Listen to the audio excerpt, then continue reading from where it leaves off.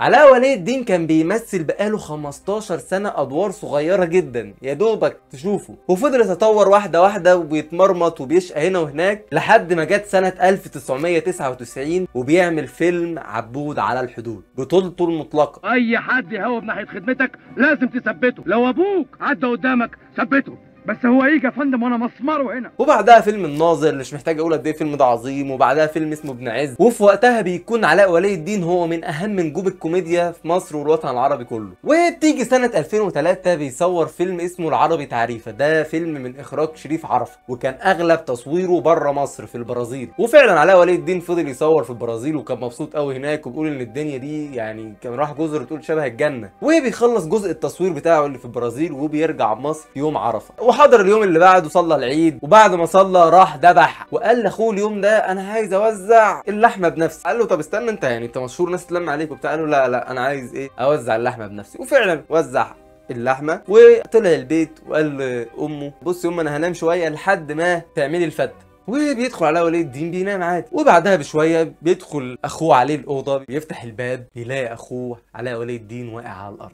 حاول يصحيه ويقول له قوم يفوقه، ولكن في الوقت ده اخوه بيقول ان هو حس ان هو توفى، وقال ان هو كمان يعتبر كان متاكد، ولكن عشان ما يفزعش البيت ويبوظ الدنيا ويفزع امه قال لامه انا هودي علاء المستشفى لانه شكله جاله غيبوبه سكر. وفعلا بياخدوا علاء ولي الدين وبيودوه المستشفى، واول ما بيوصل المستشفى بيعرفوا ان هو توفى. وفي اليوم ده حرفيا مصر كلها بتحزن، مصر كلها زعلت عليك علاء، الله يرحمك في جنة ربنا ان شاء الله، في جنة ربنا. حتى اشرف عبد الباقي قال انا اول مره اشوف ناس من اللي بتشتغل في المستشفى بيعيطوا على شخص توفى عندهم، لان عاده دول متعودين على الوفيات ما عدا وفاة علاء ولي الدين. كل اللي في المستشفى اذا كان دكاتره ممرضين، اذا كان وقت الدفنه نفسها الراجل، كل الناس بيحبوا الراجل ده، كلهم كانوا متاثرين مش اهله ولا اصحابه فقط، وقد ايه الناس كانوا بيحبوه يعني. ولو سالت اي حد كان عايش في الفتره دي، ناس عاديين حتى مش فنانين، هيقول لك قد ايه ان هم تاثروا زيهم زي اصدقائه المقربين بالظبط. والفيلم العربي تعريفه ده طبعا بيتلغي تصويره ومش بيكمل، ولكن والله لو جيت تبص على الفيلم ده على كام مشهد منه هتلاقيه لا فيلم بيضحك.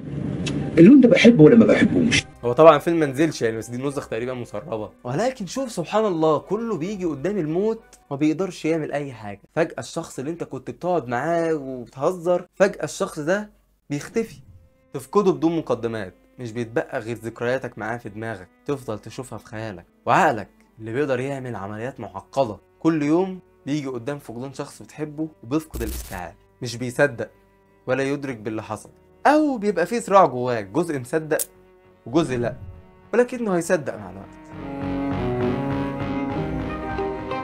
اهلا يا صاحبي، انا محمد عادل، والنهارده هنتكلم بقى عن الفقد بانواعه، لانه مش موت بس يعني عشان ايه ما تقعدش تحزن بقى وبتاع، احنا يعني مش عايزين نعيط، مش جايين نعيط هنا، لا لا بجد عايزين نعرف ايه الفقد ده وايه حكايته، وهل علاء ولي الدين مات يعني علشان عنده السكر وعنده الضغط والسمنه؟ هقول لك الله اعلم. بس عندنا في سنه 2006 لاعب اسمه محمد عبد الوهاب بيلعب في الاهلي، كان قاعد مع صديقه شادي محمد بيتكلم قد ايه ان هو عايز يتجوز ويكون اسره. ثاني يوم الصبح راحوا التمرين وقاعد بيتمرن مع زمايله وعاملين تقسيمه، وفجاه محمد عبد الوهاب بيقع على الارض وبينقلوه المستشفى، ولما بيوصل المستشفى هناك بيموت.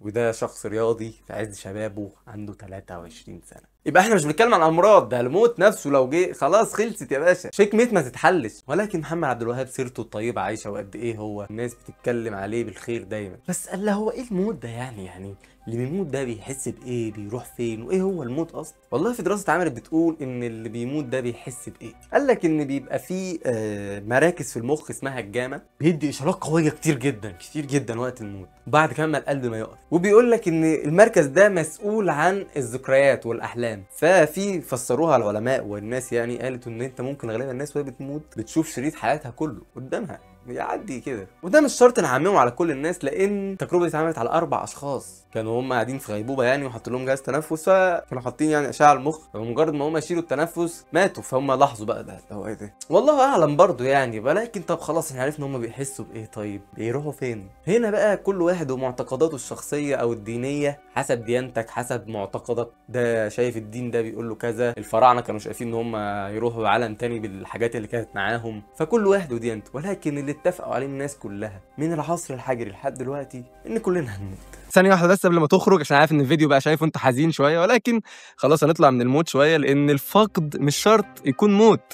انت ممكن تفقد شخص وهو عايش. يعني في قصه قالها واحد كان بيحب واحده وبيحبها جدا لدرجه ان هو اتعرف على اهلها، وفجاه البنت دي اختفت من حياته.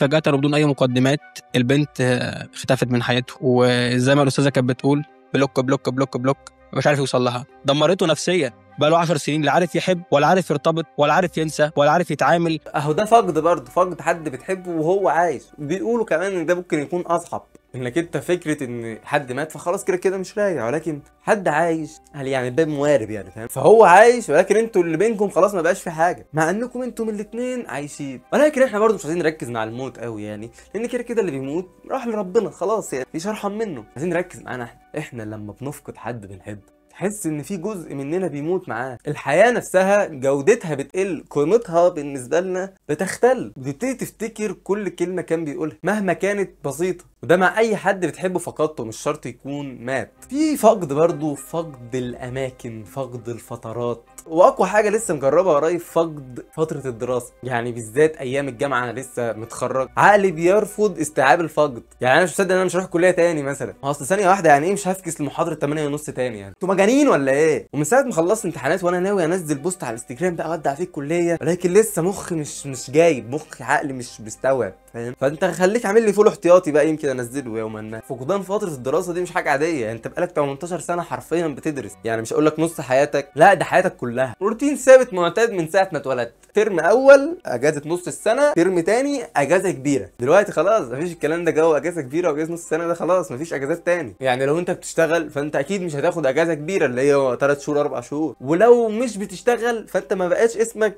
في اجازه، ده بقى اسمك عواطلي. فانت فقد الدراسه دي في فتره الجامعه موضوع يحزن برضه. فقد اصحابك اللي كنت بقعد معاهم كل يوم، بقى دلوقتي في فرق مسافات بيننا، مش نقدر نشوف بعض كل يوم زي ما كنا متعودين. غير كده فقدت روتينك، يعني انت فقدت حياه اجتماعيه زي الجامعه، فقدت صحابك او الوقت الكتير اللي كنت بتقعده مع اصحابك، لان اصحابك اكيد قاعدين يعني مش هيروحوا في حته، وفقدت روتينك، خلاص مفيش ترم اول ترم تاني. ولكن في حاجه مهمه جدا كمان ممكن تفقدها، الا وهي انك تفقد نفسك. الحقيقة إن الفقد مش شرط يكون تفقد أشخاص أو تفقد فترات أو تفقد حاجة مادية، أنت ممكن تفقد هويتك، تفقد نفسك وسط العالم الزحمة اللي احنا عايشين فيه. بمعنى إيه يعني؟ عشان مش عايزين نعقد الدنيا برضو، إنك تفقد تعريفك لنفسك. انت مثلا طول حياتك تعرف نفسك انك مهندس، ولكن تدخل في الثانويه العامه ما بتجيبش مجموع هندسه. انت في اللحظه دي حصل لك فقدان هويه، انت ما بقتش مهندس وهتعيش حياتك فاقد هويتك. ممكن العكس، طول حياتك درست كليه هندسه واكتشفت ان انت بعد ما خلصت ما بتحبش هندسه ومش عايز تمارسها، فانت بتيجي تعرف نفسك انت مش عارف هتقول انا محمد عادل المهندس ولا محمد عادل الاعلامي، ولا هتقول محمد عادل الكونتنت كريتور انك انت دي الحاجه اللي بتحبها، ولا هتقول محمد عادل المخرج، ولا محمد عادل اللي عايز يمثل. دي فقدان هويه. انا مش عارف ليه جبت سيره هندسه اصلا، بس انا قلت عشان الناس كتير تدخل هندسه بتعمل شيفت كارير يعني، فقلت ايه. بس يعني لو انت دلوقتي فاقد الهويه ما تقولش لا، يعني حاسس ان احنا دلوقتي بنحاول نكتشف مرحله جديده من خلالها نلاقي هويتنا فعلا. اكيد حياتنا خلاص ما اتدمرتش عشان كليه مثلا حد ما دخلهاش، مش شرط، احنا هنكتشف حاجه جديده، لان ده بجد طبيعي يحصل لكل واحد فينا. يعني انا دلوقتي حاليا حاسس ان انا عندي فقد هويه. دلوقتي انا مخلص كليه وكونتنت كريتور، وفي نفس الوقت بحب التمثيل، بس انا عملت مشروع تخرج كنت مخرج، في نفس الوقت بحب اخرج. وفي حاجات كمان اكتشفت انت ممكن تحب حاجه بس مش شرط تكون بتعرف تعملها، في حاجه تانية تكون حاجه بتعرف تعملها ومحترف فيها لكن ممكن تكون مش بتحبها. خد بقى خلاص بقى يا ابني، احنا بتوع الفلسفه يا ابني انسى بقى كل الناس نيتشه مين وبتاع مين. فلو عايز بقى جمله تكتبها بقى على الفيسبوك، فانا اقول لك بقى ان انا اعتقد ان الحياه كلها عباره عن فقد. شويه هتفقد طفولتك، شويه هتفقد شبابك، تفقد حبيب ليك سواء بقى والله وفاه، فراق عاطفي، بعدها تفقد العزوبيه لما تتجوز، وتفقد شبابك وتعجز كده، تفقد الحياه بقى، يعني تفارق الحياه. اهلا بيك يا مفارق. ولكن دايما مع الفقد بتتعلم حاجه. اي نعم التعليم ده مش هيفيد بحاجه مع المفقود، بس هيغيرك، وانت بقى ساعتها بقى تختار تغير الاحسن ولا للاسوأ. ولكن مع كل فقد بتحس ان الحياه بتتغير وانت نفسك بتتغير، مرحله جديده وحياه مختلفه. وربنا يبعدكم عن فقد موت الغفله، هو اكتر حاجه غيرت في طريقه تفكيري. لان كمان اكتشفت ان المرض اللي بيجي للناس قبل ما تموت ده فيه رحمه برضه من ربنا. بمعنى ان واحد عيان بقى وتعبان، فانت مخك بيديك تمهيد شويه ان الشخص ده ممكن يتوفى، ان واحد في سن الشباب عايش حياته عاديه ما بيشتكيش من الامراض فجاه يموت، دي بتبقى صدمه كبيره جدا. فحته ان هو يموت فجاه دي حلوه للمتوفي ان هو ما تعذبش ومرض، وبرده المرض ده وحش للمريض ان هو عمال يتعب قبل ما يموت. هي كل حاجه ليها مميزاتها وليها عيوبها، ولكن لينا احنا حقيقي فكره الموت الغفله دي، يكون حد بتحبه تفقده فجاه، حقيقي دي حاجه مؤلمه. انا بجد مش قادر انا بجد مش قادر اكمل يعني، انا بجد مش قادر اتكلم ونفسي عمال يضيق. غالبا الفيديو ممكن ما ينزلش عامه يعني، ولكن بجد الغفله دي موتت جوانا حاجات معاها، وغالبا حاجات عمرها ما هترجع تاني. فربنا يرحم كل الاموات ويرحم كل الاموات اللي ذكرناهم في هذا الفيديو، وربنا يهدينا ويرحم خالي احمد عبد الغني. الحقيقي بجد كان انقى وارجل شخص انا تعرفت عليه في حياتي وشفته، واعتقد سيرته الطيبه هتبقى عايشه طول العمر. ربنا يرحمه يا رب. دعوات وفتحه. اسف بقى لو في تحزين شويه والله، يعني انا حاولت على قد ما اقدر بقى اتكلم في الحاجه دي واعبر عن نفسي بقى باكتر طريقه مش كئيبه في الدنيا، ولكن الموضوع كئيب مهما كان، والدنيا فانيه. خلي بالك بقى عملتك مع الناس اهم حاجه. وانا اسف بجد، ولكن حقيقي الواحد كان لازم يعبر عن نفسه شويه، واعتقد ان ده السبب اللي خلاني اعمل القناه دي. فانتوا كمان عبروا عن نفسكم واكتبوا في الكومنتات، وانا اتمنى اعرف امنتج الفيديو ده بجد، لان انا مش هقدر اتفرج على حاجه زي كده تاني وانا عمال اقرا وبصور تعبان جدا. حاسس ان انا تعبت اكتر، يعني كنت حاسس ان انا معبر عن نفسي كنت هرتاح، ولكن حاسس ان انا تعبت اكتر. فنقدر نقول ملخص الفيديو ده: عيش ما شئت فانك ميت، واحبب من شئت فانك مفارق. سلام يا صاحبي. زرنا الزمان سرق منا فرحتنا.